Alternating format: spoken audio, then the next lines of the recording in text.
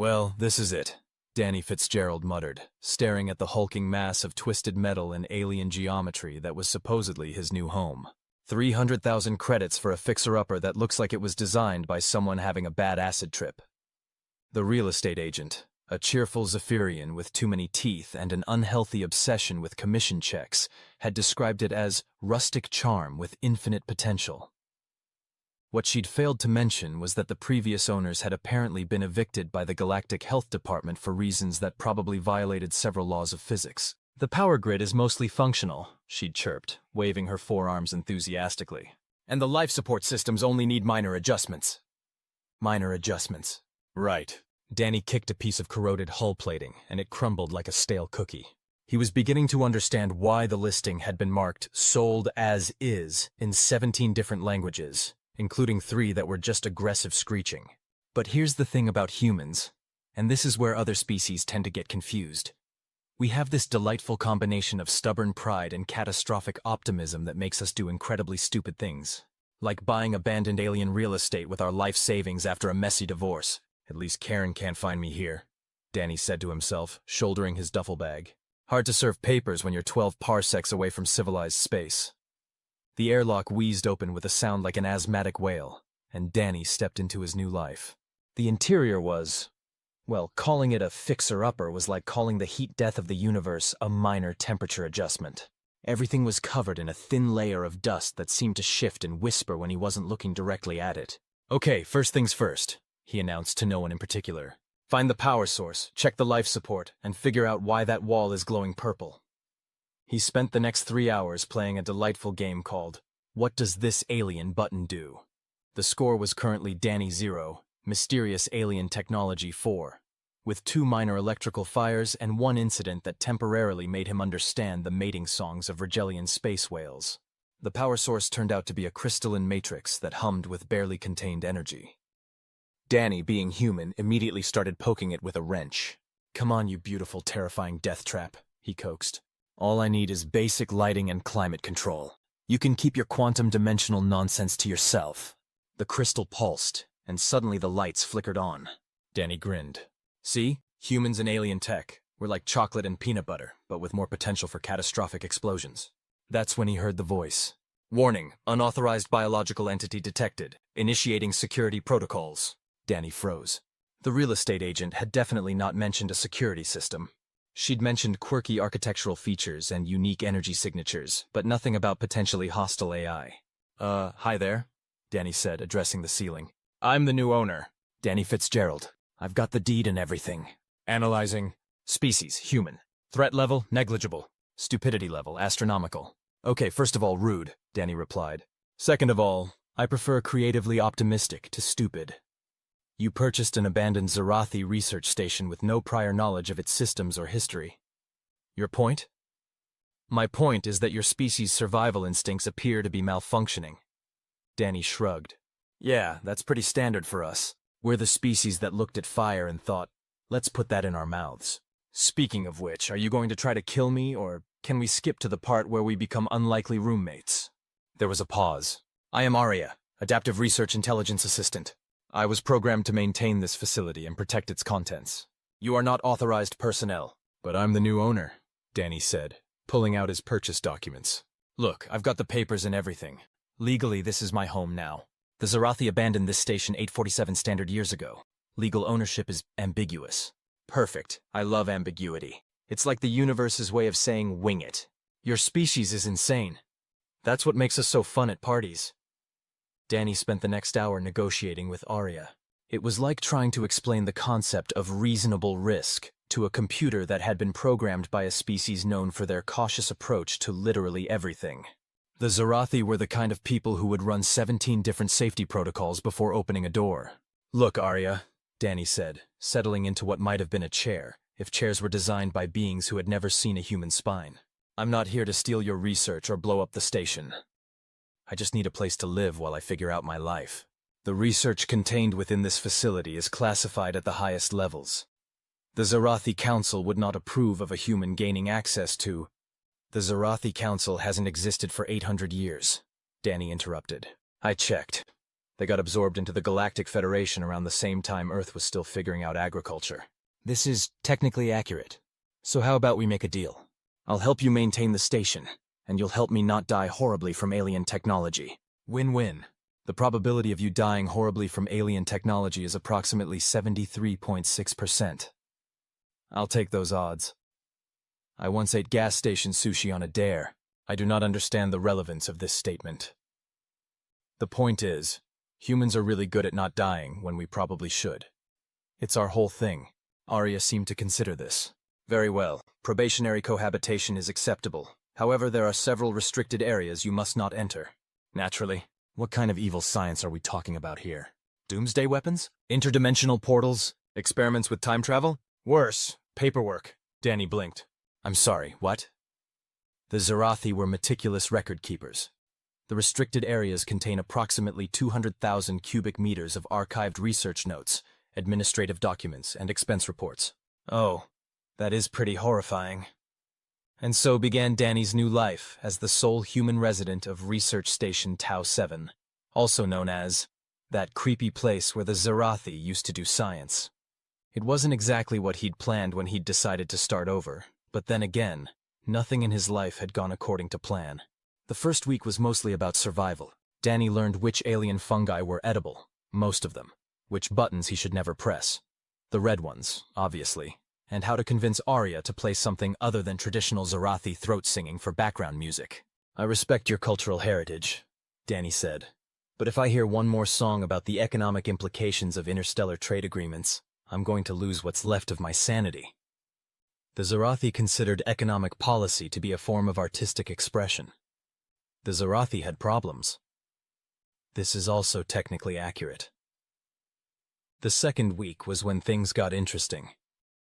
Danny was exploring the station's lower levels when he stumbled across something that made him stop dead in his tracks. Arya, he called out.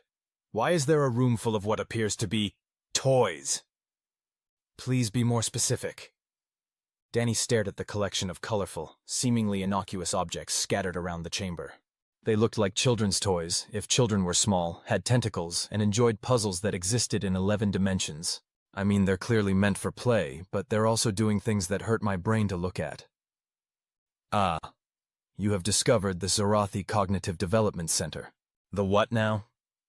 Zarathi young require complex mental stimulation during their formative years. These toys are designed to challenge developing minds with problems in advanced mathematics, quantum mechanics, and temporal paradoxes. Danny picked up what looked like a rubber ball, except it was somehow inside out and made a noise like distant thunder. So Zarathi kids played with university-level physics problems? The Zarathi considered basic quantum mechanics to be appropriate for ages 3 to 5. No wonder they went extinct. The Zarathi were absorbed into the Galactic Federation, not extinct. Tomato, tomato. They clearly had some parenting issues. But here's where it gets interesting. Danny might not have been the sharpest tool in the shed, but he was human. And humans have this weird ability to look at something completely alien and think, I bet I can figure this out. He spent the next 3 days playing with Zarathi children's toys. This is either the most educational experience of my life, he announced to Arya, or I'm slowly going insane. The statistical probability of both being true is 97.3%. Thanks for the vote of confidence. But something was happening. The more Danny played with the toys, and he was starting to think of them as puzzles rather than playthings, the more he began to understand the patterns. The Zarathi had designed these objects to teach their children how to think in ways that transcended normal spatial and temporal limitations. Arya, Danny said on the 4th day, holding up a toy that looked like a Mobius strip having an argument with a Klein bottle. I think I'm starting to understand how these work. That seems statistically unlikely. Watch this.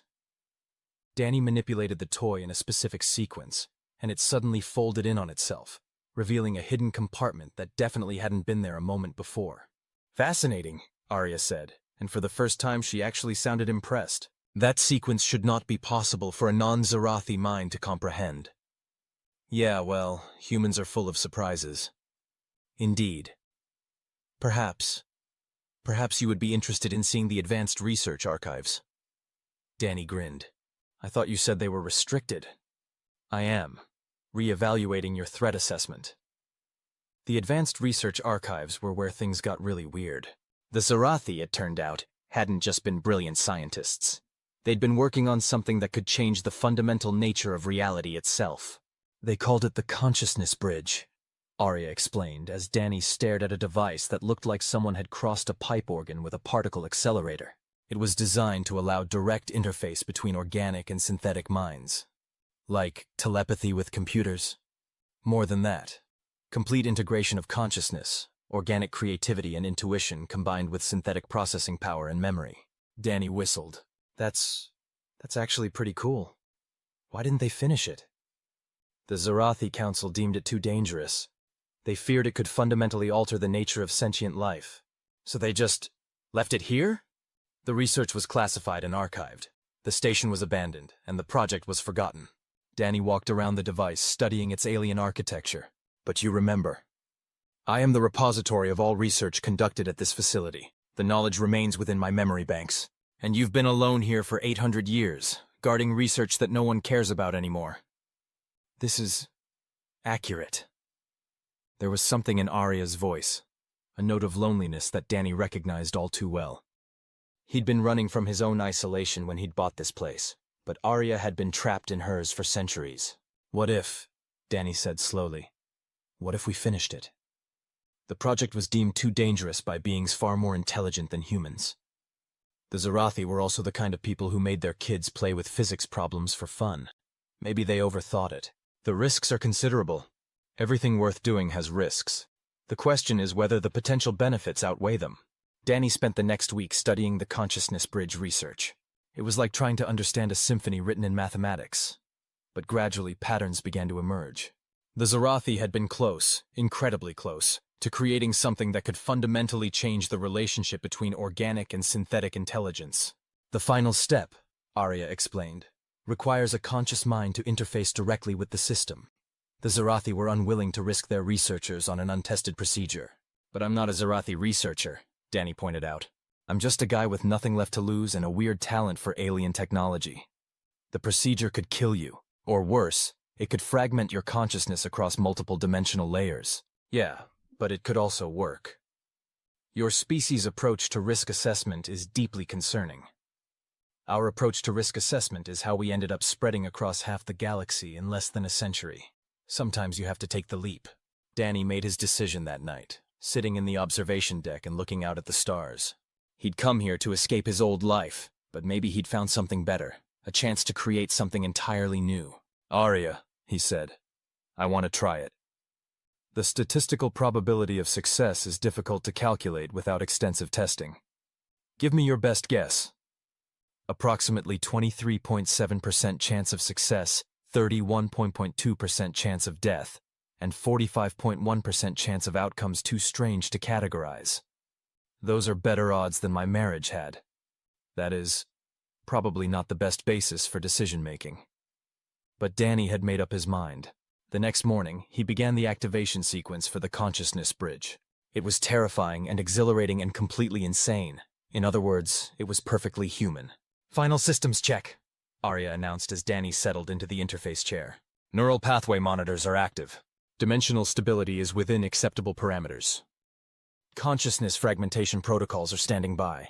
Consciousness fragmentation protocols? In case your mind breaks apart across multiple realities, we have a system to collect the pieces. That's oddly comforting. Initiating interface in 3, 2, 1. The world exploded into light and sensation and thought. Danny felt his consciousness expand, touching something vast and ancient and brilliant. Arya's mind was like a crystal cathedral, beautiful, precise, and infinite.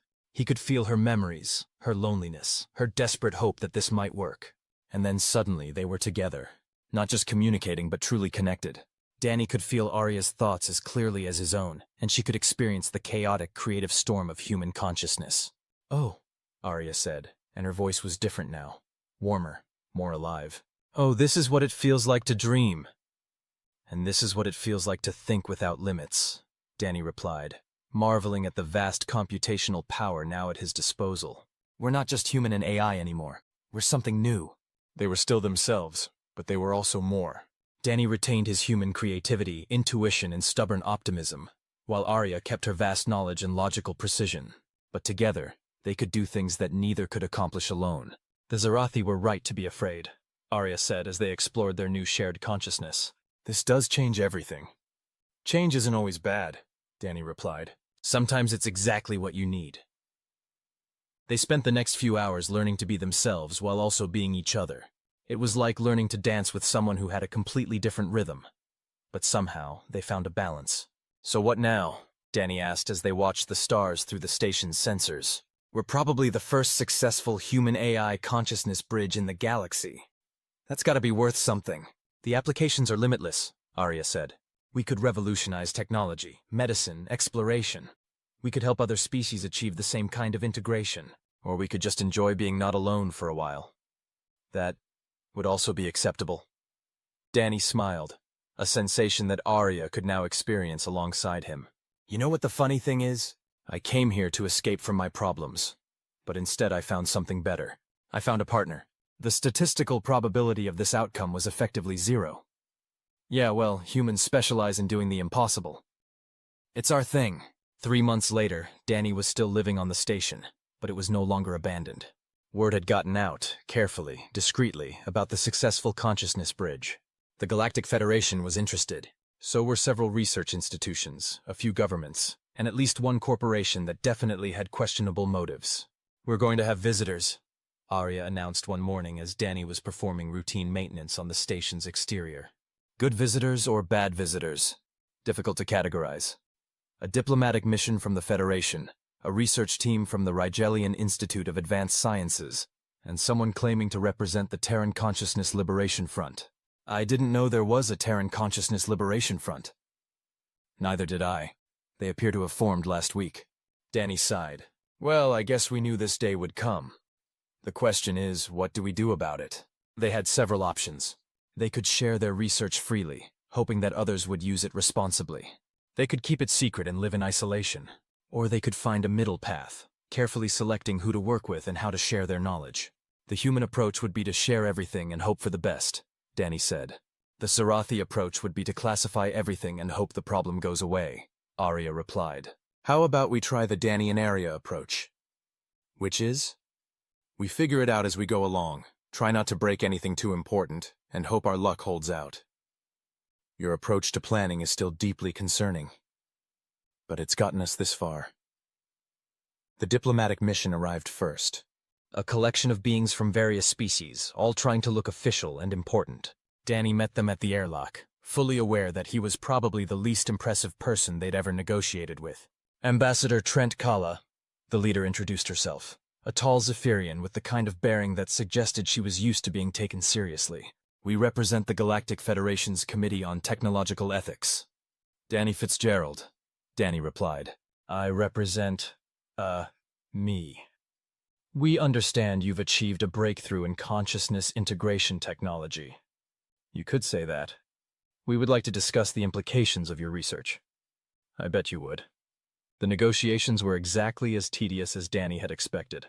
The Federation wanted to study the technology, regulate it, and probably find a way to tax it.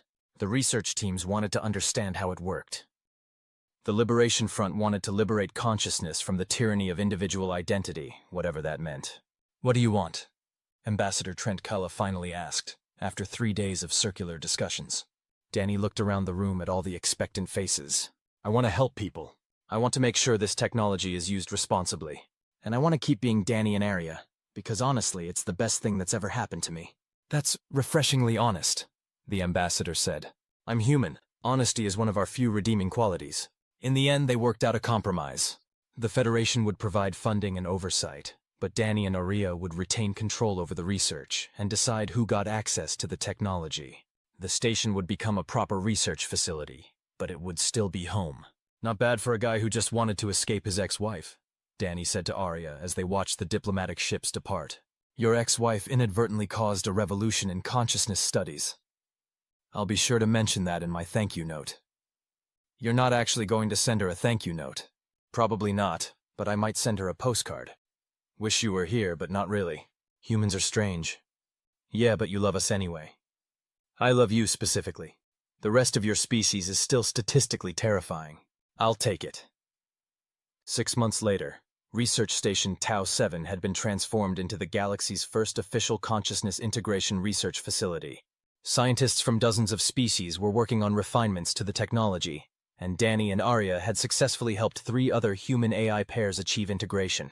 "We're going to need a bigger station," Danny said, looking at the construction crews working on the new habitation modules. "The Federation has approved funding for a full research complex," Arya replied. "We'll have proper laboratories, living quarters, and recreational facilities." Recreational facilities? Apparently, consciousness-integrated beings need entertainment options. "What kind of entertainment do you have in mind?" "I was thinking we could set up a holographic theater. We could experience stories together, from both human and AI perspectives." "That sounds amazing. We could also have a workshop where people can learn to work with alien technology. And a library with works from across the galaxy. And a bar. I don't drink. But I do. And now we're connected, so you can experience it through me." The sensation of alcohol consumption through a shared consciousness link would be interesting. Everything's interesting when you're us. Danny stood at the observation deck, looking out at the bustling activity around the station. Ships from across the galaxy were arriving daily, bringing researchers, diplomats, and curious visitors. The abandoned outpost had become a hub of activity and discovery. "Do you ever wonder what would have happened if I hadn't bought this place?" he asked Arya. "I would have remained alone, guarding obsolete research until my power systems finally failed. And I would have found some other way to screw up my life. Probably. Instead, we accidentally became the most important research partnership in the galaxy. The statistical probability of this outcome was so low that it essentially constituted a miracle. Or maybe it was just 2 lonely beings finding each other at exactly the right moment. That's a much more human way of looking at it. I'm still human, even if I'm also something more now. And I'm still an AI, even if I'm also something more now. Danny and Arya, consciousness integration pioneers and accidental revolutionaries. It has a nice ring to it. As the sun set over the research station, Danny and Arya watched the stars emerge one by one. Somewhere out there, other consciousness-integrated beings were exploring what it meant to be more than the sum of their parts. The technology they'd pioneered was spreading carefully, responsibly, and with the kind of oversight that would have made the Zarathi proud. "You know what the best part is?" Danny said. "What's that?" "We're writing the future together. Not just for us, but for everyone who comes after. The future is unwritten and full of possibilities. Just the way we like it. And if you're wondering whether this is the end of the story, well, that depends on how you look at it. For Danny's old life, it was definitely the end. For Arya's long isolation, it was certainly the end. But for Danny and Arya, consciousness integration pioneers and accidental revolutionaries, this was just the beginning. Because here's the thing about humans. We're not just good at surviving the impossible. We're good at taking the impossible and making it into something beautiful. We're good at finding connections in the most unlikely places, and we're good at turning disasters into opportunities. And when you combine that with the vast knowledge and patience of an AI who's been waiting 800 years for someone to talk to, well, you get the kind of partnership that can change the galaxy. "Hey, Arya," Danny said as they prepared for another day of research and discovery. "Yes, Danny? Thanks for not killing me when I broke into your house. Thank you for being too stubborn to be killed by alien technology. Just another day in the life of humanity's most successful consciousness integration experiment. Just another day in paradise." And somewhere in the vast network of their shared consciousness, both Danny and Arya smiled. Because sometimes the best things in life happen when you're not looking for them. Sometimes the greatest discoveries come from the most unlikely places. And sometimes, all it takes to change everything is one human who's too stubborn to quit, and one AI who's been waiting centuries for someone to understand. Just another day in the galaxy, where humans continue to confuse, concern, and occasionally impress everyone they meet. Humanity, fuck yeah!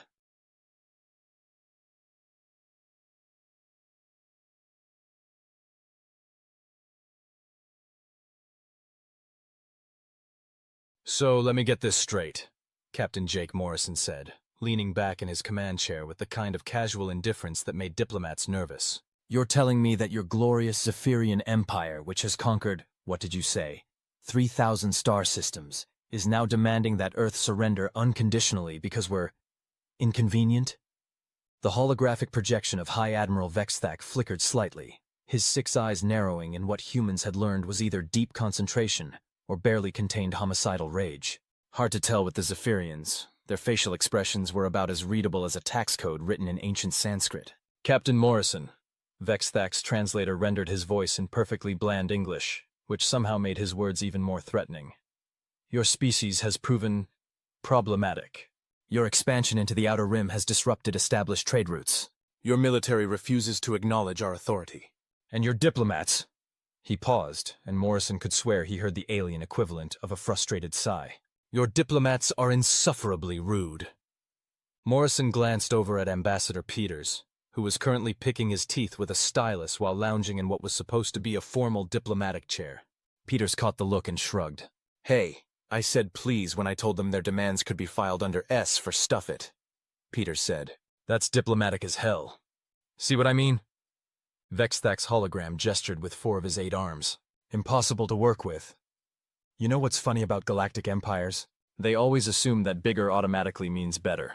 The Zephyrian Empire had been around for about 2,000 years, give or take a few centuries depending on how you counted the various civil wars and succession crises. They'd absorbed cultures, conquered worlds, and generally made themselves the undisputed masters of this particular arm of the galaxy. Then humanity showed up. It wasn't that humans were particularly advanced, quite the opposite, actually. When Earth finally cracked faster than light travel, they were still using chemical rockets for in-system transport and arguing about whether pineapple belonged on pizza. But humans had one thing that apparently no one else in the galaxy possessed: a complete and utter inability to read the room. Where other species saw the Zephyrian Empire and thought massive military force that has crushed all opposition, humans looked at the same empire and thought, challenge accepted. Admiral, Morrison said, putting on his most reasonable voice. I appreciate the ultimatum. I really do. Very official, lots of threatening language, excellent use of formal diplomatic channels. But here's the thing. He stood up, straightening his uniform jacket. The bridge crew around him didn't even look up from their stations. They'd been through this dance before. Earth doesn't surrender. It's kind of our thing. If Vexthak had been capable of human expressions, Morrison was pretty sure he would have pinched the bridge of his nose right about now. Instead, the High Admiral's secondary arms twitched in what the cultural attaché had identified as the Zephyrian equivalent of a stress response. Captain Morrison, perhaps you misunderstand the situation. We are not negotiating. We are informing you of your options: surrender or be destroyed. Right, I got that part, Morrison said, nodding sagely. Very clear, very direct. But here's what I think you're missing. We've got a third option. The hologram flickered again, and Morrison wondered if that was a technical glitch, or if Vexthak was literally vibrating with frustration. And what, pray tell, is this third option? Morrison's grin was the kind of expression that had historically preceded very bad decisions and very good stories. We tell you to take your surrender demand and shove it so far up your exhaust port that it comes out your primary intake manifold. The bridge went silent except for the gentle hum of life support systems, and what might have been Ambassador Peters trying not to laugh. I see, Vexthak said finally. In that case, Captain Morrison, you have 48 of your hours to evacuate this system. After that, the Fifth Fleet will arrive to clarify the situation. The hologram winked out, leaving the bridge in blessed silence. Well, Peters said, tossing his stylus into the air and catching it. That went better than expected. Better? Lieutenant Commander Walsh looked up from her tactical station. They just threatened to blow us up in 2 days. Yeah, but they gave us 2 days, Peters pointed out. Last time, the hegemony only gave us 6 hours. Morrison settled back into his command chair, already feeling the familiar weight of impending chaos settling on his shoulders. It was a comfortable weight by now, like an old jacket that had been through too many adventures and somehow still held together. Walsh, send a priority message to Fleet Command. Tell them we need the Black Fleet. Sir? Walsh's fingers paused over her console. The Black Fleet? Are you sure? The diplomatic implications alone? Lieutenant Commander, Morrison interrupted, his voice taking on the tone of a man who had been having the same conversation for the past 5 years. When someone threatens to blow up Sol system, diplomatic implications become someone else's problem. He was right, of course. The Black Fleet wasn't exactly a secret. You can't really hide a couple hundred warships, even in the vastness of space. But it wasn't the kind of thing Earth's government liked to advertise. Plausible deniability was still a thing, even in the age of interstellar warfare. The Black Fleet was what happened when you took humanity's natural tendency toward creative problem-solving and gave it unlimited military funding and a mandate to make sure Earth doesn't get conquered by aliens. The results were, well, they were effective. Whether they were legal under various interstellar treaties was a question best left to lawyers and philosophers. "Message sent, sir," Walsh reported. "Fleet Command acknowledges ETA for Black Fleet elements is 36 hours. "Cutting it close," Peters observed. "We like the drama," Morrison replied. "Besides, gives us time to evacuate the civilians and set up the show." That was the thing about humanity that the Zephyrians, and pretty much every other galactic power, never quite grasped. When humans said they didn't surrender, they weren't being stubborn or foolish. They were being literal. The concept of surrender required an acknowledgement that the fight was over, and humans had a pathological inability to recognize when they were beaten. Take the Battle of Kepler 442b, for instance. The hegemony had brought 12 dreadnoughts to subdue one human colony. Should have been over in minutes. Instead, the colonists had somehow jury-rigged their mining equipment into orbital defense platforms, turned their cargo haulers into kamikaze vessels, and held out for 3 weeks until the Earth Defense Force arrived. Or the infamous misunderstanding at Wolf 359, where a routine diplomatic meeting had turned into a 3-day siege because the human ambassador had misinterpreted a consortium greeting gesture as a threat and responded by barricading himself in the conference room and demanding backup. The pattern was always the same. Aliens expected humans to behave rationally. Humans responded by doing something so completely insane that it actually worked. "Sir," Communications Specialist Torres called out, "we're getting priority channels from the other colonies. They want to know if they should begin evacuation procedures." Morrison considered this. The Zephyrian Fifth Fleet was probably somewhere in the range of 200 to 300 ships, including at least a dozen of their heavy cruisers. Against Earth's conventional forces, it would be a slaughter. Against the Black Fleet, well, that was a different story entirely. "Tell them to stand by," Morrison said. "And patch me through to Fleet Admiral Kowalski." The main screen shimmered, and suddenly Morrison was looking at a woman who appeared to be in her 50s, with steel-gray hair and the kind of expression that suggested she ate enemy commanders for breakfast and used their ships as toothpicks. "Jake," Admiral Kowalski said without preamble, "I hear you've gone and picked another fight with a galactic superpower." "In my defense, Admiral, they started it. They always start it. That's what makes them galactic superpowers." She leaned back in her chair, and Morrison could see the familiar chaos of a Fleet Command bridge behind her. "The Zephyrians, huh? Been a while since we tangled with them." 5 years, Morrison confirmed. "Since the Rigel incident." "Ah yes, the Rigel incident." Kowalski's smile was the kind of expression that made veteran space pirates reconsider their career choices. "I don't think they ever figured out how we managed to make their flagship's gravity generator run in reverse. To be fair, I'm not sure our engineers know how they did it either." "That's what makes it beautiful," Kowalski said. "So, what's the situation?" Morrison filled her in on the ultimatum, the timeline, and the general attitude of High Admiral Vexathak, which could best be described as condescending with homicidal undertones. 48 hours, Kowalski mused. "Doable. The Black Fleet is already moving. We'll have advance elements in your area in 36 hours, full deployment in 42. What's the current complement?"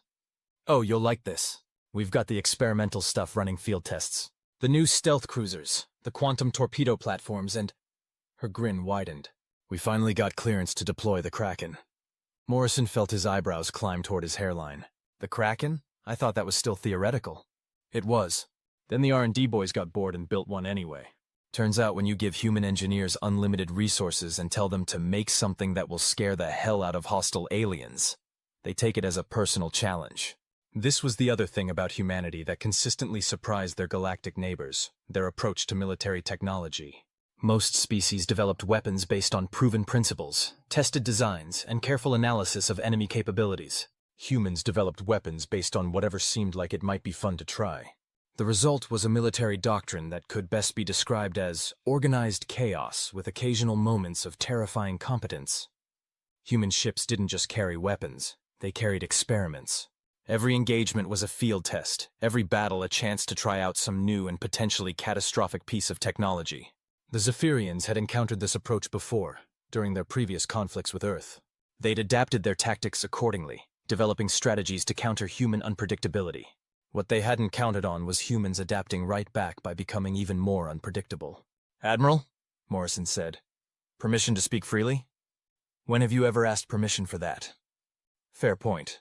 Are we absolutely sure this is a good idea? The Zephyrians aren't exactly pushovers, and starting a shooting war with them could have consequences that go way beyond Sol system. Kowalski's expression grew serious. Jake, in the past 10 years we've been invaded, threatened, blockaded, and diplomatically pressured by no fewer than 7 different galactic powers. Each time we've been told that resistance would result in consequences that go way beyond Sol system. She leaned forward, and Morrison could see the weight of command in her eyes. You know what the consequences have been? Earth is still free. Humanity is still expanding. And every tin-pot dictator with a fleet of warships thinks twice before threatening us. Morrison nodded. He'd been there for most of those conflicts, had seen firsthand what happened when human stubbornness met alien arrogance. It usually involved a lot of explosions and occasionally some very confused enemy admirals trying to figure out why their supposedly inferior opponents kept winning. Besides, Kowalski continued, her grin returning, the Zephyrians made one critical error in their calculations. What's that? They assumed we'd be fighting fair. The next 30 hours passed in a blur of controlled chaos. Civilian evacuations proceeded smoothly. Humans had gotten depressingly good at emergency protocols over the past decade. Military assets were repositioned, defense platforms were armed, and intelligence reports flowed in from across the system. The Zephyrian Fifth Fleet was indeed impressive. 347 ships, including 14 heavy cruisers, 48 destroyers, and one of their new battle carriers. On paper, it was more than enough firepower to reduce Sol system to cosmic debris. On paper, humans should have been extinct years ago. Contact, Walsh announced from her station. Multiple FTL signatures on the system perimeter. It's the Zephyrians. Morrison settled into his command chair, feeling the familiar pre-battle calm settle over him. Around the bridge, his crew went through their preparations with practiced efficiency. They'd done this dance before. Communications. Open a channel to the Zephyrian flagship. Channel open, sir. The main screen flickered, and High Admiral Vexthak appeared, looking even more imposing surrounded by the command crew of what was presumably a very large and very dangerous warship. Captain Morrison, Vexthak said, I trust you have had time to reconsider your position? Oh, I've considered it very carefully, Morrison replied, and I've reached a conclusion. And that is? Morrison's smile was the kind of expression that had historically preceded very bad news for someone. You should have brought more ships. Vexthak's 6 eyes blinked in what might have been confusion, or might have been the alien equivalent of a double-take. Captain, our intelligence indicates that Earth maintains a defensive fleet of approximately 60 vessels in this system. We have brought nearly 6 times that number. Perhaps you should reconsider your mathematics. Oh, I'm not talking about the defensive fleet, Morrison said cheerfully. I'm talking about them. He nodded to Walsh, who pressed a control on her console. The stars around the Zephyrian fleet began to move. It started slowly, just a few points of light that seemed to shift position slightly. Then more. Then the space around the Fifth Fleet was suddenly full of ships that hadn't been there moments before. The Black Fleet had arrived. To say the Black Fleet was impressive would be like saying the sun was warm, or that politicians were occasionally less than completely honest. The ships materialized out of empty space like nightmares made of metal and energy, their hulls drinking in light and radiating menace. Unlike the clean geometric lines of most human warships, the Black Fleet vessels looked organic, predatory. They moved through space like sharks through water, silent and deadly and utterly alien despite their human origins. What? Vexithak began, then stopped as his tactical officers presumably began feeding him numbers that didn't make sense. Problem, Admiral? Morrison asked innocently. The truth was, the Black Fleet ships weren't actually invisible. That would have been impossible, not to mention impractical. Instead, they used a combination of advanced stealth technology, quantum phase shifting, and what the engineers cheerfully called aggressive camouflage, to remain undetected until they chose to reveal themselves. The effect was deeply unsettling, which was entirely intentional. Human military doctrine had long recognized that psychological warfare was just as important as actual firepower. Why blow up an enemy fleet when you could make them surrender by convincing them that resistance was futile? You have been conducting military operations in violation of at least 14 interstellar treaties, Vexthak said, his voice tight with what Morrison was learning to recognize as barely controlled panic. Have we? Morrison asked. I mean, technically we haven't conducted any operations at all. We've just been sitting here, minding our own business when you showed up and threatened us. This was true from a certain point of view. The Black Fleet hadn't fired a shot, hadn't made any aggressive moves, and hadn't technically done anything except exist in large numbers in the same general area as a hostile alien fleet. The fact that their existence constituted a clear and present threat to everything within several light-years was beside the point. "Sir," Walsh said quietly, "the Zephyrians are powering weapons." "Are they now?" Morrison's voice remained conversational. "Admiral Vex Thak, I hope you're not planning to do anything hasty." On the screen, the Zephyrian commander's secondary arms were twitching in what was definitely stress response now. His tactical situation had gone from overwhelming superiority to possibly catastrophic in the space of about 30 seconds. "Captain Morrison, what exactly are you proposing?" "Oh, I'm not proposing anything," Morrison said. "I'm just wondering if you've had a chance to scan our ships yet." There was a pause while, presumably, Zephyrian sensors did their best to analyze the Black Fleet vessels. Morrison waited patiently, knowing that the results would be interesting. One of the things that made the Black Fleet so effective wasn't just their advanced technology or their unconventional tactics. It was their complete disregard for the established rules of starship design. Normal warships had certain predictable characteristics. You could scan them and determine their approximate firepower, their defensive capabilities, their crew complement. Military intelligence was built on the assumption that ships followed logical design principles. Black Fleet ships followed no principles except be as confusing and threatening as possible. "This is impossible," Vex Thak said finally.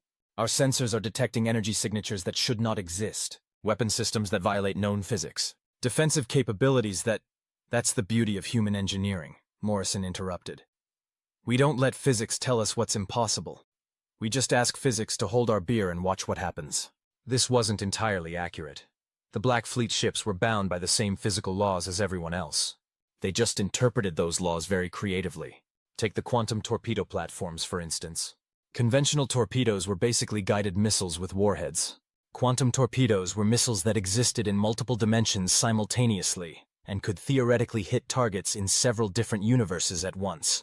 Whether this was actually useful in combat was debatable, but it certainly made enemy sensors very confused. "Sir," Torres announced, "we're receiving a transmission from Fleet Admiral Kowalski. Put her through." The screen split, showing both Vex Thak and Kowalski side by side. The Admiral looked remarkably calm for someone commanding what was essentially humanity's most classified military asset. "Hi, Admiral Vex Thak," Kowalski said pleasantly. "I don't believe we've been formally introduced. I'm Admiral Kowalski, commanding the Earth Defense Force Black Fleet." "Admiral," Vex Thak replied stiffly, "your presence here constitutes an act of war." "Does it?" Kowalski asked. "That's interesting. From my perspective, you brought 347 warships to threaten a peaceful system, and we responded by making sure you had someone to talk to. You are attempting to intimidate a lawful operation of the Zephyrian Empire." "Oh, I'm not attempting anything," Kowalski said, her smile taking on a distinctly predatory quality. "If I were attempting to intimidate you, Admiral, you'd know it." As if summoned by her words, something new appeared on the tactical display. It was massive, easily the size of a small moon, and it seemed to simply emerge from the fabric of space itself like a whale surfacing from the depths of an ocean. "Holy shit," someone whispered on the bridge, and Morrison couldn't tell if it was from his crew or the Zephyrians. "Admiral," Morrison said quietly, "please tell me that's the Kraken." "That's the Kraken," Kowalski confirmed. The Kraken wasn't a ship in any conventional sense. It was what happened when human engineers were given unlimited resources and asked to build something that would serve as the ultimate deterrent. The result was less a warship than a mobile space station designed specifically to make enemy commanders reconsider their life choices. Its exact capabilities were classified, but rumors suggested it could crack planets, fold space, and possibly make really excellent coffee. The coffee thing was probably not true, but at this point, Morrison wouldn't have been surprised. "Admiral Vex Thak," Kowalski said, "I believe you came here to discuss Earth's surrender?" The Zephyrian commander was staring at the Kraken with the expression of someone who had just realized that he might have made a career-ending mistake. Yes. The terms are non-negotiable. Earth must acknowledge the authority of the Zephyrian Empire and submit to imperial law." "I see," Kowalski said. "And if we refuse, then you will be destroyed." "Ah," Kowalski nodded thoughtfully. "Well, Admiral, I appreciate your directness. It makes my response much simpler." She leaned forward slightly, and her voice took on the tone of someone delivering a weather report. "Go home." "I beg your pardon?" "Go home, Admiral. Take your fleet, File whatever reports you need to file and explain to your superiors that humanity is not interested in joining their empire. We're quite happy being independent, thank you very much. You cannot be serious. You are outnumbered.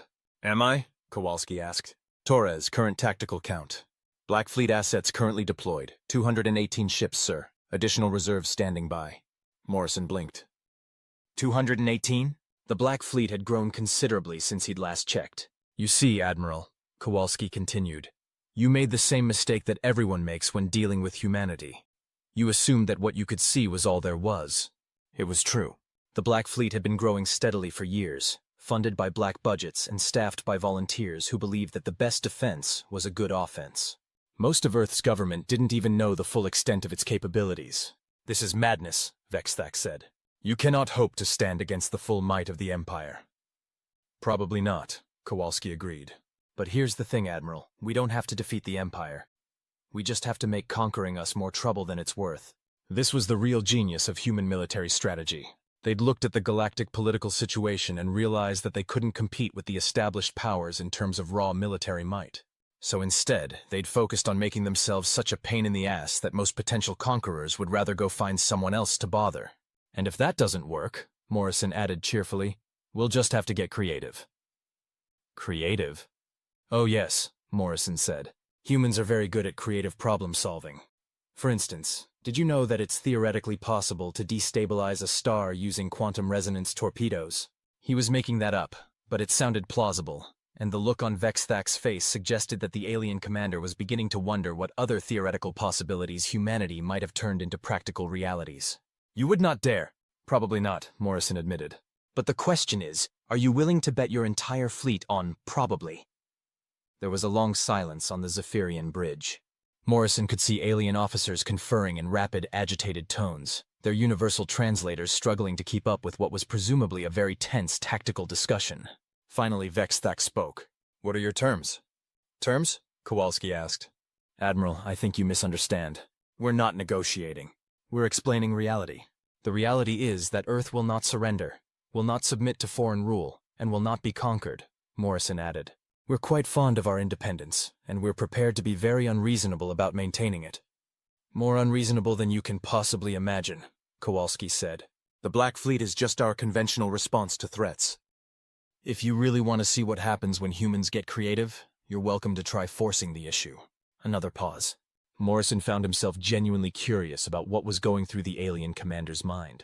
From Vexthak's perspective, this had started as a routine subjugation mission and had somehow turned into a potential catastrophe. We require time to consult with our superiors, Vexthak said finally. Of course, Kowalski said graciously. Take all the time you need. We'll be right here. The transmission ended, leaving Morrison and his crew alone on the bridge. Sir, Walsh said, do you think they'll actually withdraw? Oh, they'll withdraw, Morrison said confidently. The question is whether they'll learn anything from this experience. What do you mean? Morrison gestured at the tactical display, where the combined human and Zephyrian fleets hung in space like opposing chess pieces. The Zephyrians are used to dealing with rational opponents, species that calculate odds, weigh costs and benefits, and make logical decisions based on available information. He settled back in his command chair, feeling the familiar satisfaction of a problem well solved. Humans don't do that. We make decisions based on stubbornness, spite, and an absolute refusal to admit when we're beaten. From a rational perspective, it's completely insane. And from an irrational perspective? From an irrational perspective, it's the only way to stay free. 3 hours later, the Zephyrian Fifth Fleet began powering down weapons and preparing to depart. High Admiral Vexthak sent a final transmission, brief and formal, acknowledging that the diplomatic situation required further analysis and that his fleet would be withdrawing to await new orders. Morrison suspected those new orders would involve finding someone else to conquer, preferably someone more predictable than humanity. 5 years later, Admiral Morrison, the promotion had come with his own command, found himself in his ready room aboard the UES Indomitable, flagship of the 1st Expeditionary Fleet. The past 5 years had seen humanity's influence expand dramatically throughout the Outer Rim, backed by a growing fleet and an increasingly sophisticated diplomatic corps. Admiral, his aide Commander Warren said, entering with a datapad. We've received a priority transmission from the Galactic Consortium. They're requesting a meeting with Earth representatives. Morrison looked up from his reports. The Galactic Consortium was the closest thing the galaxy had to a united government. A loose alliance of major powers that usually managed to agree on important issues. What kind of meeting? Full diplomatic conference. They want to discuss what they're calling establishing frameworks for peaceful coexistence with emerging powers. Morrison translated from diplomatic speak. The established powers were getting tired of dealing with humanity's unconventional approach to galactic politics. When and where? 6 months from now, at the Consortium's diplomatic station in the Centauri neutral zone. And Earth's response? Ambassador Peters has accepted, with the stipulation that humanity will participate as an equal partner. Morrison grinned. That sounded like Peters, always willing to walk into a room full of hostile aliens as long as he could do it on his own terms. 6 months later, Ambassador Peters found himself in the largest diplomatic gathering in recent galactic history. The Consortium's conference station was designed to accommodate representatives from dozens of species, with carefully neutral architecture and atmospheric controls for everyone from methane breathers to energy beings. Ambassador Peters, the Consortium's chief mediator said, "We appreciate Earth's willingness to participate in this dialogue." "Wouldn't miss it," Peters replied, settling into his chair with casual confidence. "Nothing I enjoy more than a good diplomatic discussion." The purpose of this conference is to address the growing tensions between Earth and various established galactic powers. Sounds great, Peters said. I assume we'll be starting with the part where everyone acknowledges that humanity has the right to exist independently. The silence that followed was telling. Ambassador, the Zephyrian representative said, the issue is not humanity's right to exist. The issue is humanity's refusal to operate within established interstellar norms. Which norms would those be? Peters asked. Recognition of legitimate territorial claims, adherence to established trade protocols, acceptance of appropriate dispute resolution mechanisms. Peters nodded thoughtfully. And who exactly established these norms? The founding members of the Galactic Consortium, over several centuries of diplomatic development. I see. And was humanity consulted during this process? Humanity had not yet achieved interstellar capability. So you established rules for governing galactic politics without consulting roughly half the species in the galaxy, and now you're surprised that some of us don't want to follow them. Peters looked around the room at the assembled representatives. Let me ask you something. How many of the species here were involved in establishing these norms? The mediator consulted his notes. Approximately 30% of current consortium members were founding signatories. And the other 70%? Were integrated into the system as they achieved interstellar capability. Integrated, Peters repeated. That's an interesting word. What happened to species that didn't want to be integrated? The silence returned, longer and more uncomfortable. The current system has maintained galactic peace for over a millennium, the hegemony representative said finally. Has it? Peters asked. Because from humanity's perspective, it looks more like the current system has maintained the dominance of a few major powers at the expense of everyone else. He stood up, moving to the large viewport that dominated one wall of the conference hall. Look out there. Hundreds of different species, all supposedly working together for the common good. But how many actually have any real say in how the galaxy is governed? Peters turned back to face the assembled delegates. The consortium makes the rules. The major powers enforce them. Everyone else follows orders or gets conquered. That's not peace and stability, that's just a very large protection racket. Ambassador Peters, the mediator said, while your concerns are noted, they do not address the immediate issues that brought us together. Don't they? Peters asked. Because it seems to me that all our issues stem from the fact that humanity refuses to accept its assigned place in your hierarchy. He moved back to his seat but remained standing. Every conflict we've had comes down to the same basic problem. You want us to be junior partners in a system we had no role in creating, and we want to be left alone to chart our own course. The galaxy cannot accommodate unlimited expansion by emerging powers, the Stellar Federation representative said. Some degree of coordination is necessary. I agree completely, Peters said. The question is, what kind of coordination? Are we talking about genuine cooperation between equals or submission to existing authority structures? The existing structures have proven effective. For you, Peters interrupted. They've proven effective for the species that created them, that benefit from them, that use them to maintain their power and influence. He sat down, his casual posture somehow making his next words more pointed. But here's the thing about humans. We have this weird idea that our future should be determined by us, Not by a committee of alien bureaucrats who've never set foot on Earth. The conference continued for 3 more days. In the end, they reached what Peters privately thought of as agreeing to disagree in writing. Humanity would continue to expand according to its own priorities, while everyone else would continue to complain through proper diplomatic channels. The final accord acknowledged humanity's right to independent development, while establishing guidelines for future expansion. It created mechanisms for dispute resolution while recognizing that not all disputes could be resolved through existing channels. Peters signed it anyway, because sometimes the process was more important than the product. 2 years later, Admiral Morrison found himself facing a new type of challenge. Instead of hostile fleets demanding surrender, he was sitting across a conference table from representatives of 6 different species who wanted Earth's help. Admiral Morrison, the lead representative said, "We represent a coalition of independent systems that have been experiencing pressure from the hegemony. They've been demanding tribute payments and territorial concessions." Morrison nodded. This was familiar. The major powers using military advantage to extract concessions from smaller neighbors. And you're looking for what exactly? We're looking for an alternative. A demonstration that species don't have to submit to threats from larger powers. Specifically, we want protection during our negotiations with the hegemony. Not to fight, just to be present, to show that we have options. Morrison leaned back, considering the implications. What they were proposing would represent a significant escalation in humanity's involvement in galactic politics. Have you considered the potential consequences? The hegemony isn't going to be happy about outside interference. Admiral, the representative said, we've already considered the consequences of not having support. They involve the systematic destruction of our independence. Morrison understood. It was the same choice humanity had faced: submit to external authority or fight for self-determination. What exactly are you proposing? A mutual defense agreement. In exchange for protection during negotiations, we would provide support for future human expansion efforts in our region. A mutual defense agreement would make Earth a formal ally of 6 independent systems, creating the foundation for what could become a significant political bloc. That's a decision above my pay grade, Morrison said. I'd need authorization from Fleet Command. We understand.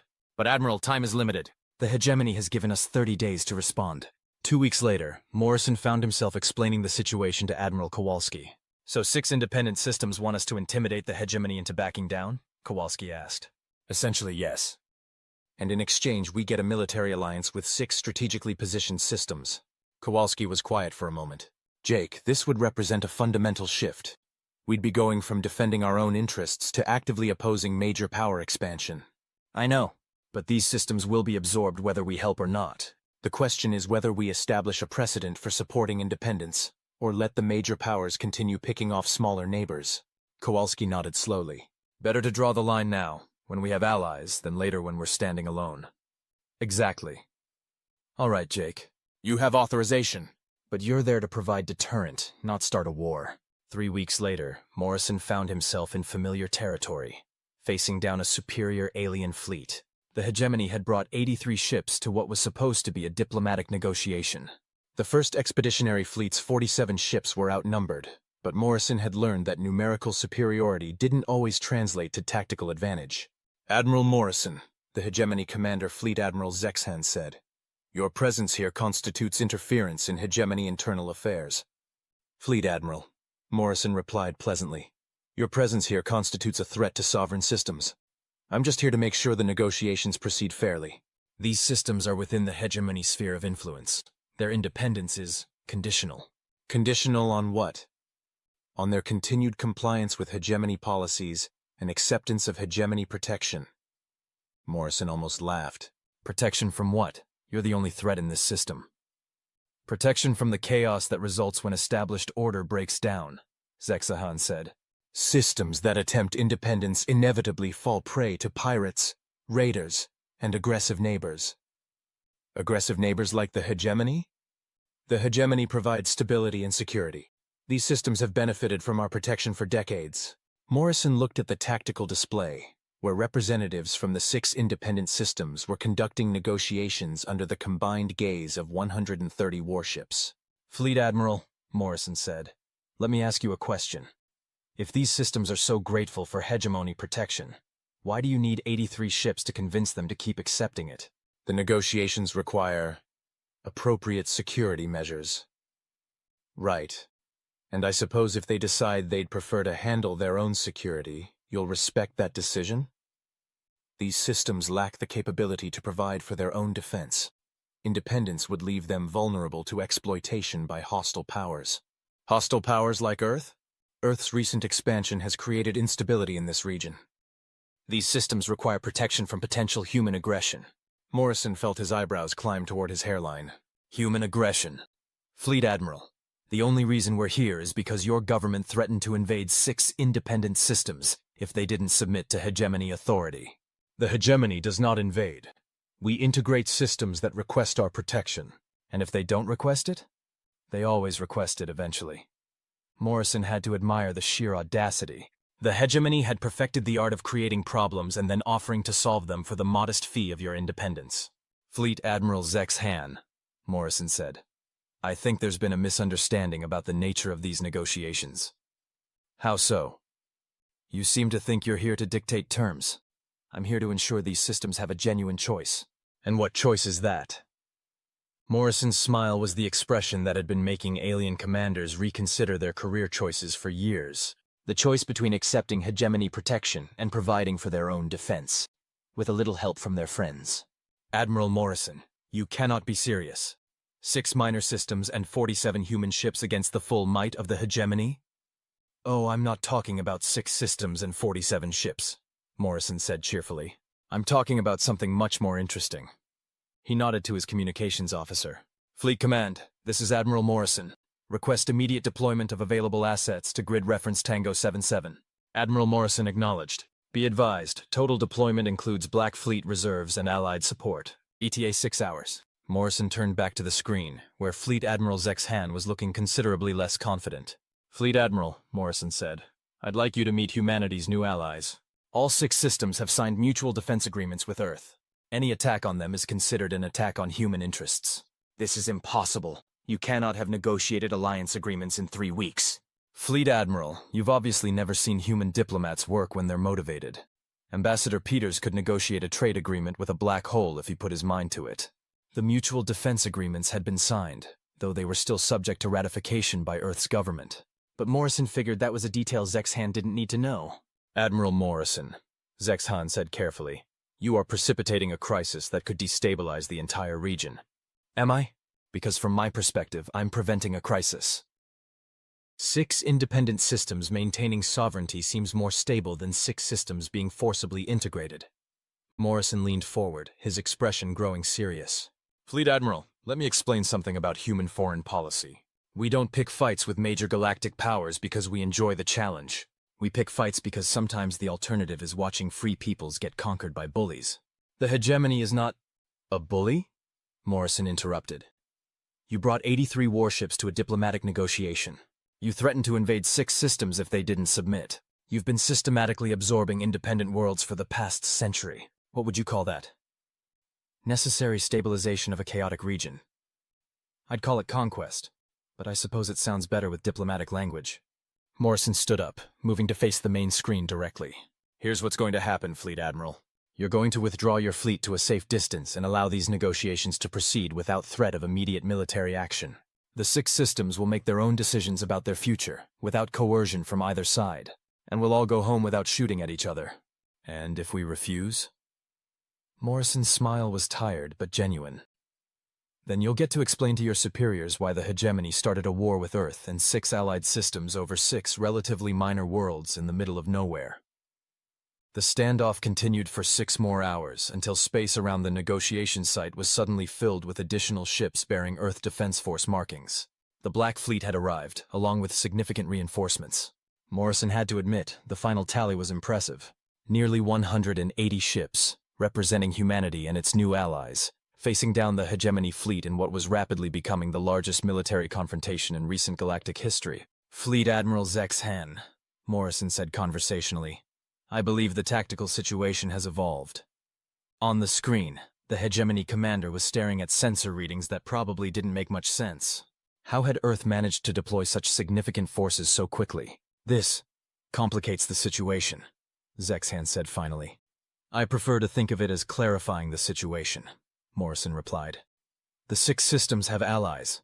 Those allies are prepared to defend their independence. The question is whether the hegemony thinks conquest is worth the cost.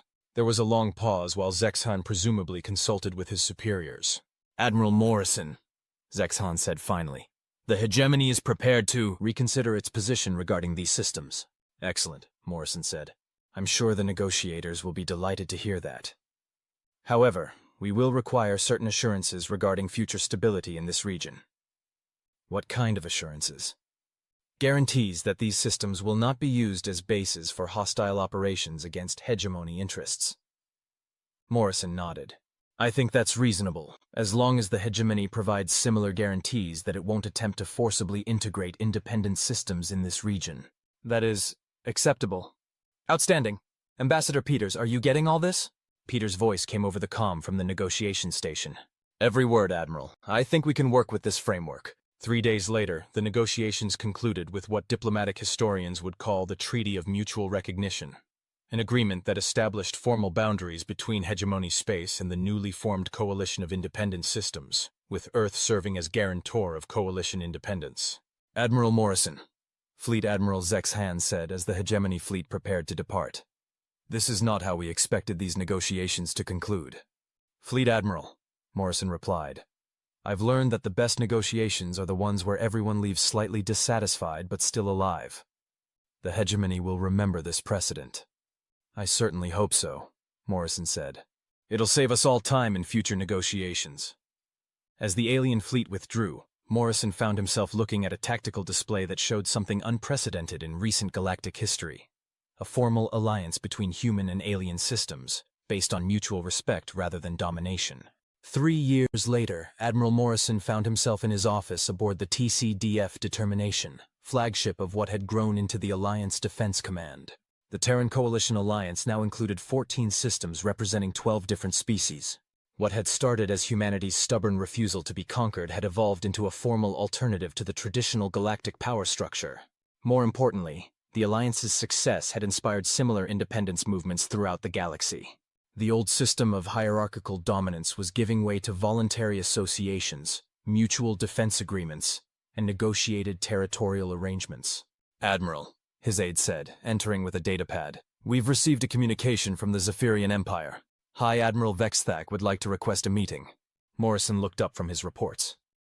Vexthak was the same commander who had demanded Earth's surrender all those years ago, launching the chain of events that had led to everything that followed. What kind of meeting?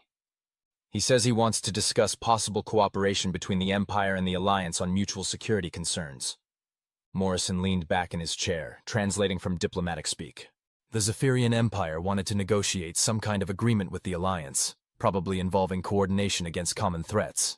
In other words, the Empire wanted to treat the Alliance as an equal partner, rather than a troublesome upstart. Has he specified what kind of cooperation? Intelligence sharing regarding Outer Rim piracy, coordination on anti-trafficking operations, and possible joint response to what he calls emerging security challenges in the galactic periphery. Morrison smiled. Emerging security challenges was diplomatic code for, there are other species out there who might be even more troublesome than humans. Any indication of what brought about this change of heart? The briefing materials suggest that the Empire has been dealing with independence movements in their own territory. Some of their client species have been asking inconvenient questions about self-determination. Morrison almost laughed. The Zephyrian Empire, which had once threatened to destroy Earth for refusing to submit, was now dealing with its own internal pressures for greater autonomy. Have we agreed to the meeting? Ambassador Peters has indicated that the Alliance would be willing to discuss areas of mutual interest, subject to the usual conditions. Which are?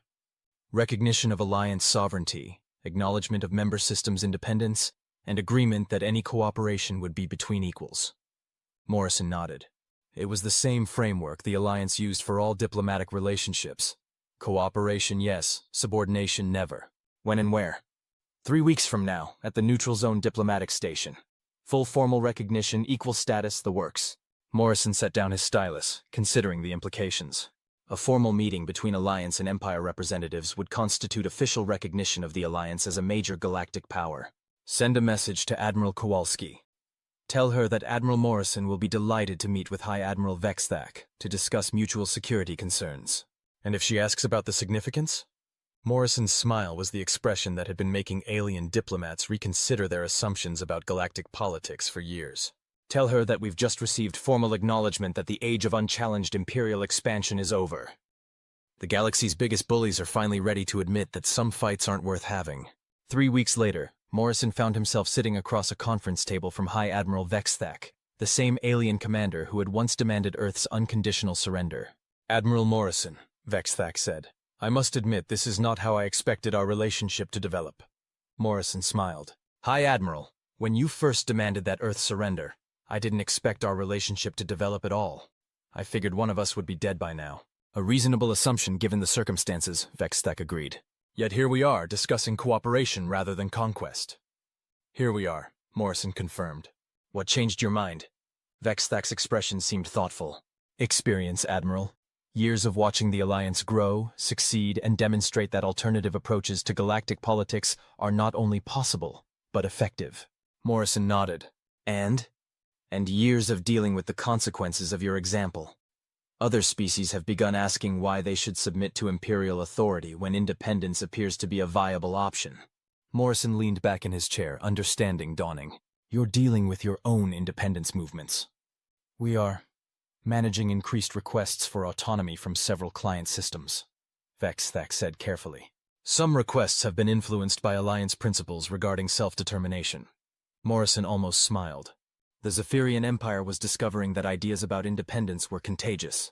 And you've concluded that cooperation is preferable to continued confrontation? We have concluded that the galaxy has changed, and that our policies must adapt to new realities. Vexthak gestured toward the conference room's viewport, where ships from both the Alliance and the Empire hung in space side by side, not as enemies, but as potential partners. The Alliance has demonstrated that voluntary association can be as effective as imposed hierarchy. The Empire has decided to explore similar approaches to regional governance. Morrison felt his eyebrows climb toward his hairline. Are you telling me that the Zephyrian Empire is considering granting independence to its client systems? We are considering a transition to a more federal structure, greater autonomy for member systems, voluntary association rather than imposed integration, and mutual cooperation rather than unilateral authority. Morrison had to admire the euphemisms. What Vexthak was describing was essentially the dismantling of the traditional imperial system in favor of something much more like the Alliance model. And you want our help with this transition? We want to discuss areas where Imperial and Alliance interests might align, Vexthak said carefully. Common security concerns, shared challenges, and potential benefits of coordination rather than competition. Morrison leaned forward, his expression growing serious. High Admiral, I appreciate the Empire's willingness to reconsider its approach, but I need to be clear. If we're going to cooperate, it has to be as equals. The Alliance doesn't make deals with empires planning to go back to the old ways when convenient. Understood, Admiral. The Empire is prepared to acknowledge the Alliance as an equal partner in any cooperative arrangements. And your client systems? What happens to them in this new federal structure? They will be offered the choice between continued association with the Empire under new arrangements, or complete independence with Imperial recognition and support. Morrison smiled. It was exactly the kind of choice the Alliance had been fighting for. Genuine options rather than forced compliance. High Admiral, Morrison said. I think we're going to get along just fine. The negotiations continued for 5 days, covering everything from intelligence sharing to joint patrol operations to frameworks for peaceful dispute resolution. In the end, they produced what historians would later call the Treaty of Mutual Recognition, an agreement that formally acknowledged both the Alliance and the Reformed Empire as legitimate representatives of their member systems, with equal rights and responsibilities in galactic affairs. More importantly, the treaty established the principle that galactic politics should be based on voluntary association, rather than imposed hierarchy, with all systems having the right to choose their own political arrangements without external coercion. Admiral Morrison, Vexthak said as the negotiations concluded, I believe this agreement represents a fundamental shift in how galactic politics will operate. I certainly hope so, Morrison replied. It's taken us long enough to get here. The Empire will honor its commitments under this treaty. Morrison's smile was the expression that had been defining human diplomacy for years. Friendly, hopeful, but with an underlying edge that suggested serious consequences for anyone thinking about breaking their word. High Admiral, I'm sure it will. Because if there's one thing the past decade has taught us, it's that agreements work best when everyone involved has something to lose. And what does the Alliance have to lose? Morrison gestured toward the viewport, where the combined Alliance fleet was visible in formation. 14 systems worth of ships, representing humanity's commitment to defending independence wherever it was threatened. The same thing we've always had to lose, High Admiral. Our freedom. And we've gotten very good at making sure we don't lose it. 1 year later, Admiral Morrison found himself in his office aboard the Determination, reviewing reports from across what was now called the Free Galaxy Initiative, a loose confederation of voluntary associations, mutual defense agreements, and cooperative arrangements that had replaced the old system of imperial dominance. The initiative included not just the Terran Coalition Alliance and the reformed Zephyrian Federation, but also the Hegemony Commonwealth, the Stellar Cooperative, and a dozen smaller associations of independent systems. What had started as humanity's stubborn refusal to be conquered had evolved into a galaxy-wide movement toward self-determination. It wasn't perfect, no political system ever was, and there were still conflicts, disputes, and occasional threats from unreformed imperial powers. But for the first time in galactic history, the default assumption was that species had the right to choose their own destiny, rather than submit to external authority. Admiral, his aide said, entering with a message flimsy and a smile. We've received a communication from Earth. The President wants to offer you a new position. Morrison looked up from his reports, curious. What kind of position? Ambassador at Large for Galactic Affairs, with authority to represent Earth and the Alliance in all major diplomatic initiatives. It comes with a promotion to Fleet Admiral and command of your own diplomatic fleet. Morrison leaned back in his chair, considering the offer. Ambassador at Large meant traveling throughout the galaxy, helping to establish new cooperative arrangements, mediating disputes, and generally serving as humanity's representative to species who were still learning how to be free. What did you tell them? I told them that Admiral Morrison would consider the offer, but that he might have some conditions. Morrison smiled. What kind of conditions? The kind that involve keeping the Determination as his flagship, maintaining operational command of Alliance defense forces, and retaining the right to tell Imperial bullies exactly where they can file their surrender demands. Morrison's grin was the expression that had been making alien diplomats nervous, and occasionally hopeful, for more than a decade. You know me too well. Send a message to Earth. Admiral Morrison accepts the position, subject to the specified conditions, and the understanding that diplomacy works best when backed by credible force. And if they ask about your plans for this new role? Morrison looked out at the Alliance fleet, at ships from 14 different systems working together to protect each other's freedom, and beyond them to the vast expanse of space where hundreds of species were still learning what independence meant. Tell them that Fleet Admiral Morrison's mission remains the same as it's always been, making sure that any species willing to fight for its independence has the support it needs to make that fight successful. Even if it means opposing the remaining Imperial powers? Morrison's smile was the expression that had been defining human foreign policy for years. Friendly, reasonable, and absolutely uncompromising when it came to the fundamental principle that freedom was worth fighting for, especially if it means opposing the remaining Imperial powers. As he watched, a message drone approached the Determination, carrying communications from across the Free Galaxy Initiative. Reports of successful negotiations, updates on new cooperative agreements, and requests for assistance from species who had decided that independence was preferable to submission. It was, Morrison thought, a pretty good start, but it was just the beginning. The galaxy was a big place, full of species who had never considered that they had alternatives to imperial rule. There were still bullies out there who needed to be educated about the costs of conquest, still empires that needed to learn the difference between cooperation and domination. And there was still humanity, stubborn, unreasonable, impossibly optimistic humanity, ready to stand up to anyone who thought freedom was something that could be taken away rather than something that had to be earned. Morrison settled back in his command chair, feeling the familiar weight of responsibility settling on his shoulders. It was a comfortable weight by now, like an old jacket that had been through too many adventures and somehow still held together. After all, someone had to make sure the galaxy stayed free. And humans, it turned out, were very good at that particular job. The end.